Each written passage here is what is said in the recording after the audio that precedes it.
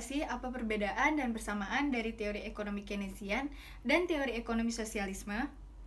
Assalamualaikum warahmatullahi wabarakatuh. Perkenalkan, nama saya Nurmaya Airina dari mata kuliah Rezim Ekonomi dan Keuangan Syariah, Program Studi Ilmu Hubungan Internasional, Fakultas Ilmu Sosial dan Ilmu Politik, Universitas Al-Azhar Indonesia. Saya akan menjelaskan mengenai apa itu perbedaan dan persamaan dari teori ekonomi Keynesian dan teori ekonomi sosialis. Yang pertama, apa itu teori ekonomi Keynesian? Teori ekonomi Keynesian merupakan suatu teori ekonomi yang didasarkan pada ide ekonomi Inggris pada abad ke-20, yang dicetuskan oleh John Maynard Keynes. Teori ekonomi ini menerangkan mengenai ekonomi campuran, yang mana peranan penting dipegang oleh negara dan sektor swasta.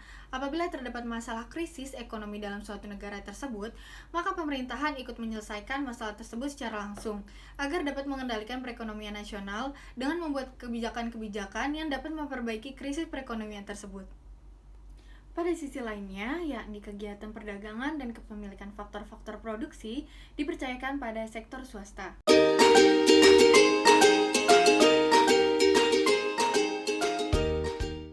Lalu, berbeda dengan teori Keynesian, yakni pada teori sosialis, yang mana peranan penting hanya dipegang dan diatur oleh pemerintahan.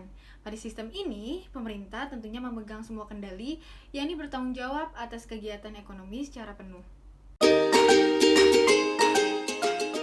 Sistem ekonomi sosialis ini sering juga disebut sebagai sistem ekonomi pusat, karena seluruh tanggung jawab ada pada pemerintahan pusat, dan sistem ini juga menerapkan asas kepemilikan bersama.